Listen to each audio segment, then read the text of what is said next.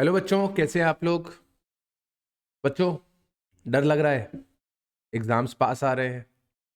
ऐसी फीलिंग आ रही है कि फेल हो जाएंगे, हमें कुछ नहीं आता है।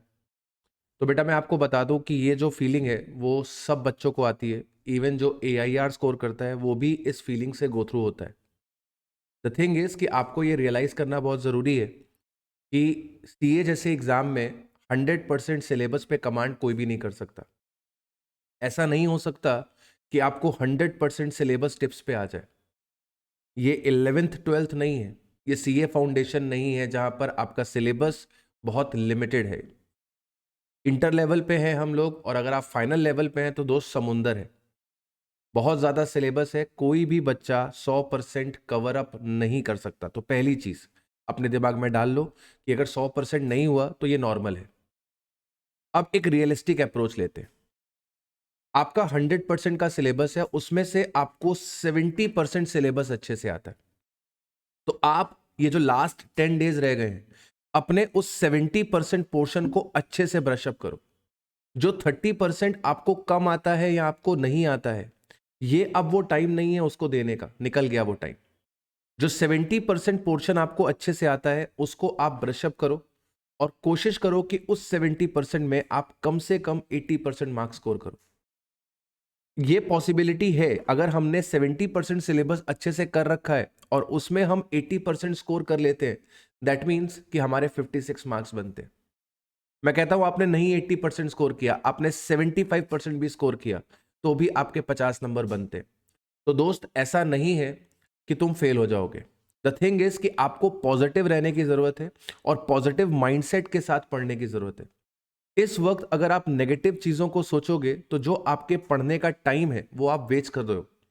आप अपने दिमाग को 100% यूटिलाइज नहीं कर पाओगे, 100% एफिशिएंसी जनरेट नहीं हो पाएगी।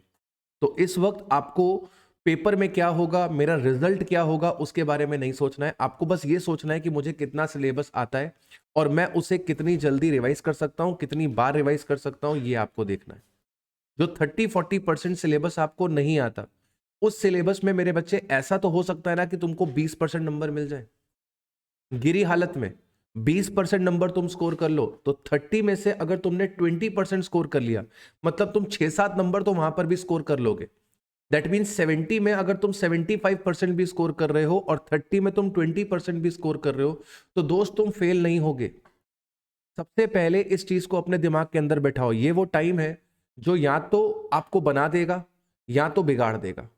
आपने जो पिछले 9-10 महीने 12 महीने में जो मेहनत करी है वो सारी मेहनत आपकी वेस्ट हो जाएगी अगर आप इन 10 डेज में केवल और केवल नेगेटिव थॉट्स को अपने दिमाग में लाते रहे। हमारा जो CA का एग्जाम है, इसके अंदर आपने जो पढ़ा है उससे ज्यादा पेशेंस, उससे ज्यादा कॉन्फिडेंस आपका रोल प्ले करेगा। राइट? क्योंकि लास्ट का जो 1-1.5 दिन है उसके अंदर सब कुछ रिवाइज नहीं होगा, कहीं ना कुछ छूटेगा। तो आपको जब पेपर में जाना है तो कॉन्फिडेंस के साथ जाना है। वो 3 घंटे आपको कॉन्फिडेंटली लड़ना है। और जब आप पॉजिटिव माइंड सेट के साथ पेपर में बैठेंगे ना, तो आप किसी भी क्वेश्चन को हैंडल कर लेंगे। लेकिन अगर आपके दिमाग में नेगेटिव थॉट्स रहे तो आप आती हुई चीज भी बेटा गलत करके आओगे। तो मेरी रिक्वेस्ट है आप सबसे कि जो आप लोग ने मेहनत करी है इतने टाइम पे, उस मेहनत को बिल्कुल भी बेकार मत करिए। अगेन मैं बोलूंगा, नेगेटिव थॉट्स आना नेचुरल है, सबके दिमाग में आते हैं। द थिंग इज कि हम उसे कितना एंटरटेन कर रहे हैं। हम उसको ये अगर बता दें कि हमारे 70% सिलेबस अच्छे से आता है और उसमें हम 80% स्कोर कर लेंगे, हम फेल नहीं होंगे। अगर आपने दिमाग को ये समझा दिया तो सब कुछ बढ़िया हो जाएगा। 3 इडियट्स में बोलता था ना वो रणछोड़ दास कि सर दिल को बहलाना पड़ता है, ऑल इज वेल। तो बेटा यही फंडा है लाइफ का, ऑल इज वेल। आपने जो 70% पढ़ा है वही आपको पास कराएगा और अच्छे नंबर से पास कराएगा। Don't worry at all.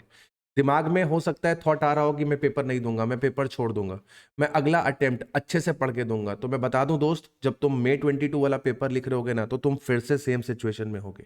क्योंकि ये आएगी, ये आनी है, ये नेचुरल है, ये आएगी।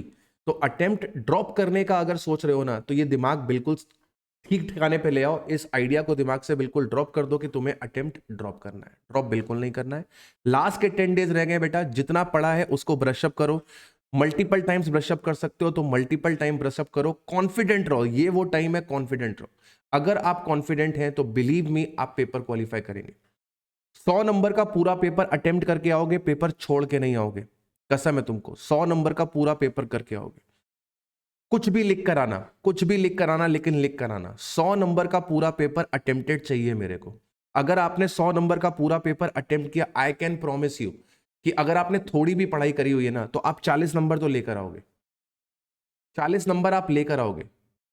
बच्चे एक एक नंबर से फेल होते हैं, और वो जो एक एक नंबर से फेल होते हैं, उन्होंने 10-10 नंबर का पेपर छोड़ रखा होता है दोस्त। 10-10 नंबर का पेपर छोड़ रखा होता है। अगर उस 10 नंबर को अटेम्प्ट करके 10% नंबर भी ले लिए, तो भी तुम पास हो जाते। तो पेपर मत छोड़ना, टाइम मैनेजमेंट करना, पेपर नहीं छोड़ना किसी भी हाल में, राइट।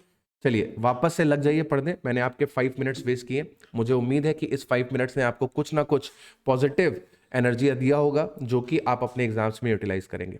कोई भी दिक्कत लगे तो आप मेरे से कॉन्टैक्ट कर सकते हैं। Till then, bye bye, have a nice day.